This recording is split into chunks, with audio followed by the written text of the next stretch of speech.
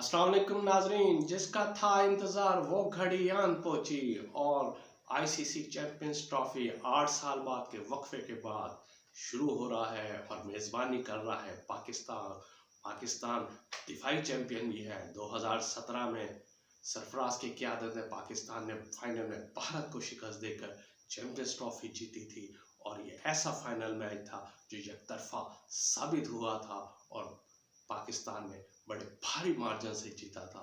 और 2025 का मैदान है, 2025 है, चैंपियंस ट्रॉफी है और पहला मैच नेशनल स्टेडियम कराची में खेला जाएगा पाकिस्तान और न्यूजीलैंड के दरमियान। दोनों मुल्क ने अब तक चैंपियंस ट्रॉफी में 3 मैचेस खेले हैं जिसमें तीनों मैच न्यूजीलैंड ने जीते हैं। पाकिस्तान कोई मैच नहीं जीत सका है और ये चौथा मैच है। अब नफसियाती तौर पर देखा जाए तो न्यूजीलैंड है, लेकिन कराची की पिच का क्या कंडीशन होगी, क्या कराची की पिच में रन्स के अंबार लगेंगे, बॉलर्स का राज हुआ या विकेट के बल्लेबाजों के लिए पिच साजगार होगी। अगर माजी में देखा जाए तो कराची की पिच बल्लेबाजों के लिए साजगार साबित होती है, लेकिन और हाई स्कोरिंग का इम्कान बहुत ज़्यादा होता है, लेकिन बाज़ दफ़ा सेकंड इनिंग्स में बॉलर्स के लिए भी ये मददगार साबित हो जाती है। लेकिन अब कराची की पिच कैसी होगी, पिच का रवैया कैसा होगा, वो कल के मैच में देख लेंगे। लेकिन ज़्यादातर पिच कराची की पिच बल्लेबाजों के लिए साजगार साबित होती है। दोनों टीमों को अगर बल्लेबाजी और बॉलिंग में देखा जाए, औसत की देखा जाए तो 2022 में 22 से लेकर और अब तक दोनों के बैटिंग और बॉलिंग की एवरेज आपके सामने है कि पाकिस्तान ने 1 से 10 ओवर तक उनका एवरेज रन्स बनाने की 75.35 होती है। 11 से 40 ओवर जो 30 ओवर पर मुश्तमिल होता है, पाकिस्तान 90.22 की औसत से वो बल्लेबाजी करता है। जो डेथ ओवर होते हैं उधर पाकिस्तान का रेट बहुत ज़्यादा है, रन्स के अंबार लगाते हैं, क्योंकि 40 से 50 ओवर तक इन 3 सालों में पाकिस्तान ने 123.71 की औसत से रन्स बनाए हैं। यानी ओवरऑल देखा जाए तो पाकिस्तान ने 91.45 की औसत से बल्लेबाजी का मुजाहरा किया है।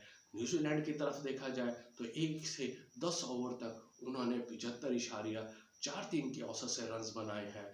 11 से 40 ओवर तक उन्होंने अगर देखा जाए तो उनके रन्स की तादाद 75.73 है और अगर 41 से 50वें ओवर यानी डेथ ओवर में देखा जाए तो उनकी एवरेज वही 123.39 बनती है। ओवरऑल एवरेज देखी जाए रन्स बनाने की तो 90.91 बनती है। बॉलिंग में अगर देखा जाए पाकिस्तान की तरफ से तो 1 से 10 ओवर तक 5.22 की औसत से पाकिस्तान ने रन्स दिए हैं।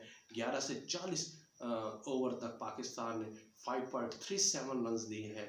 41 से 50 ओवर जो डेथ ओवर कहलाते हैं वो 6.78 पाकिस्तान ने दिए। ओवरऑल पाकिस्तान का एवरेज 5.52 है।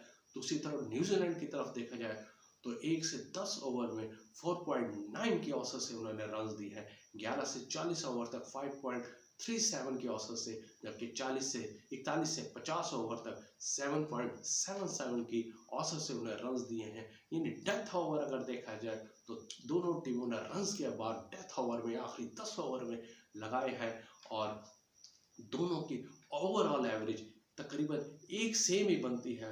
बैटिंग लाइन हो या बॉलिंग लाइन हो, दोनों की औसत रन्स बनाने की और विकेट लेने की और रन्स देने की तकरीबन एक ही है। अगर इन 3 सालों में देखा जाए तो न्यूजीलैंड और पाकिस्तान कदरे मुश्तरक है, इनकी एक ही रन से एक ही बॉलिंग बैटिंग और में रन्स दिए जा रहे हैं या रन बनाए जा रहे हैं, दोनों हैं। लेकिन कल पहला मैच है, देखेंगे कि कौन ये मैच जीतेगा। लेकिन साथ ये भी बता दें कि जीत हार की सूरत में हारने वाली टीम 50% इवेंट से आउट हो जाएगी और उन्हें बकिया 2 मैचेस खेलने के लिए जान तोड़ मेहनत करनी पड़ेगी। ये थी आज की खबर। अपना ख्याल रखिएगा और चैनल को सब्सक्राइब करना ना भूलिएगा। अल्लाह हाफिज।